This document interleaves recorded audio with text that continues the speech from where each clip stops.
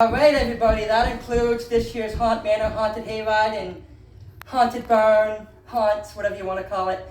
I am standing right next to me here, of course, is the man, the legend, the jack of all trades, Phil Van Kleef. Phil, thanks for having me out again this year first. You're welcome. So, it was really good, I'll be honest with you. I was really impressed with the changes. Yeah. I saw a lot of cool props. Yeah. Any of the props, did you get any of them? I've seen your post at Transworld. Are any of them from Transworld? Yes. Oh yeah. Now yeah. tell us, what ones? Okay, so yeah, we got the there's a big giant eyeball lab person in Clown Town, which I'm sure you saw.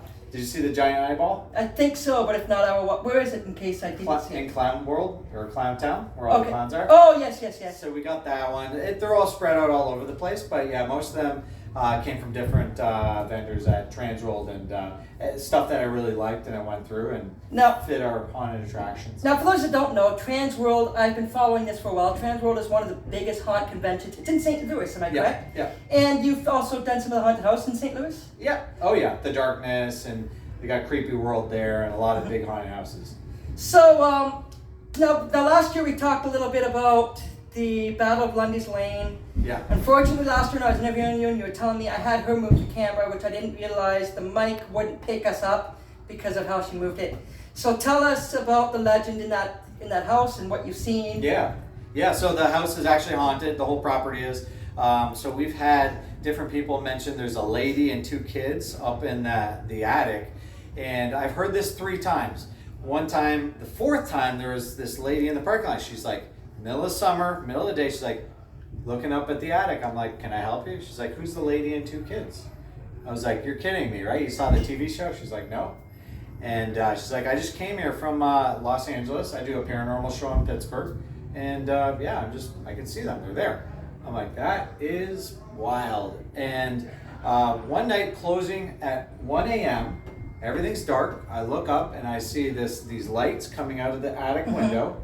And I grabbed my phone. I'm like, nobody will ever believe this. And I went snap, and I got a photo of the lady and 2 kids. It is like goosebumps all over your body. So this is what happens here. We've had many things. This is what the story of Haunt Manor is based on. Is that? So why is this called Haunt Manor? There isn't exactly a manor, but what made you name it Haunt Manor? So Manor is an estate, so it's a grounds, like it's a house that has a larger grounds. Oh, okay. So that's what a manor is. So that's why we call it, because it is a manor.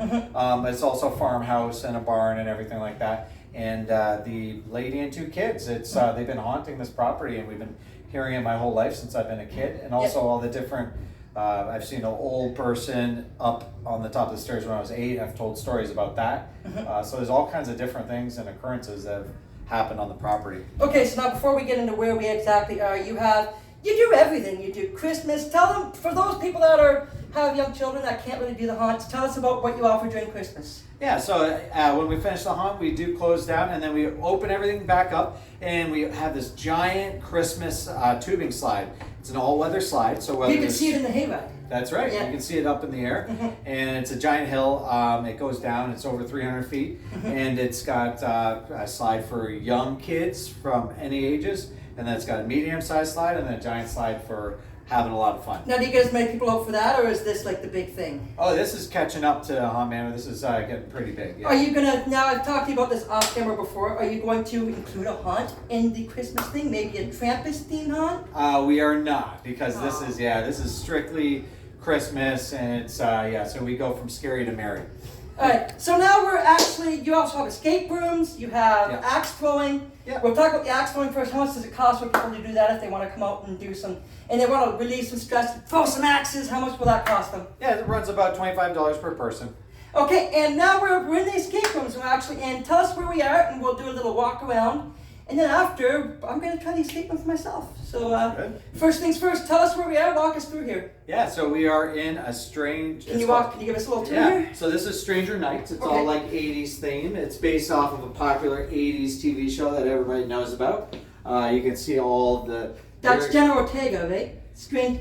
I don't want to say the name, what it is, but you know what it is. It is, isn't it? Yeah, you can say the name. It's YouTube, man. They're not going to censor me for that. Yeah, and it's, so we've got all the different props. You can see the badge, and it looks familiar, right? Right. What's the police chief of?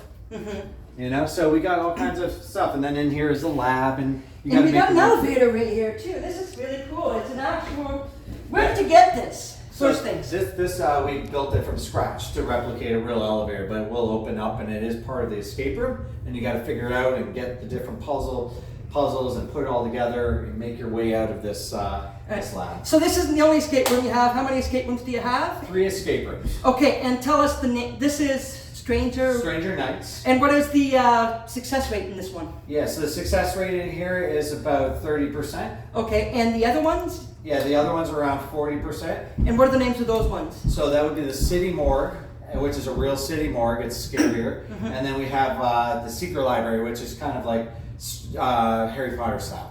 Okay, and how much does it cost for them to do the escape rooms, and how does that work? How do they book? What do they do to book it? About $25, and it's all online. Okay, so they just book their time online, they show up, and everything's ready to go, right? Yeah, at fallsescape.com. All right, Phil, so this year was a lot of fun. Can you give us a little sneak peek of what we can kind of expect next year? Absolutely. Next year, I'm actually going out tomorrow night after the show. I leave and I go to one of the biggest shows in America. I'm not going to say where it is, but tell us. It's another big hayride. Tell us where. Is it the Hollywood one? Well, I'm not going to that one. No, it's in Pennsylvania. It's very large, very elaborate, and I'm going to go do some research. Can you give them a little bit of a plug so people can look them up on YouTube? Because there's a lot of people that follow these haunts. I've been getting a lot of comments. Yeah, so it's one of the biggest in America. It's that's the date I got. So what's the name of it? It's called Field of Screams. Oh yes, I've heard of that one. A couple of popular YouTube bloggers actually been through that. Yeah, so I'm gonna check their hayride out. So I'm pretty excited. That's the one where they have the Goldberg.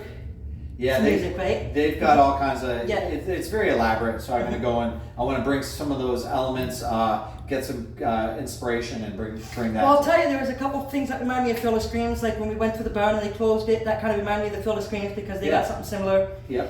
All right, Phil, thanks for having me out this year, Yeah, and I hope you can have me back next year. Absolutely. Because me and Lindsay right here, we both love haunts, and That's great. we have a lot of fun doing these. That's fantastic. Do you also work? Have you ever worked with? I'm going to Fear Farm next weekend. Oh, cool. So anyway, with that being said, you guys, this concludes the vlog for Haunt Manor. Next weekend, as I just said, next Saturday, I'm not going to be going live, but I might go live and make show you guys a couple things, but I'm not going to go through the haunts. But next Saturday, I will be at Fear Farm at Snyder's Family Farm in Kitchener, Ontario. Don't forget to like, subscribe, and comment to the channel, and also get your ticket and come out to this event because I'm telling you guys are watching it on film. It's nothing in person. It's nothing compared to it's way better in person. Let's put it that way. Anyways, this is Matt Man from the Mattcast signing off. Don't forget to catch the Mattcast Tuesday nights at 8 p.m. and he's actually sponsored one of my shows. So thank you very much, Phil. You're welcome. All right, thanks, Matt. Yep. All right.